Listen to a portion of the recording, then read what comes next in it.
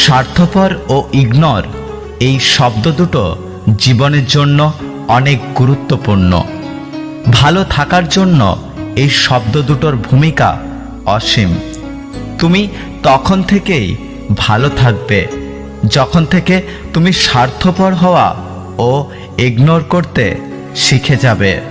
তুমি ভালো নেই এর জন্য তুমি নিজেই দায়ী। তুমি কেন ভালো নেই যদি এর কারণ খুঁজতে যাও, তাহলে দেখবে কেউ তোমাকে অবহেলা করেছে, এড়িয়ে চলছে, তোমার মাথার ওপর বিশাল স্বার্থের বোঝা দিয়ে রেখেছে, অথচ তুমি না পারছো তাদের ইগনোর করতে, আর না পারছো নিজের স্বার্থ তাদের ওপর চাপিয়ে দিতে।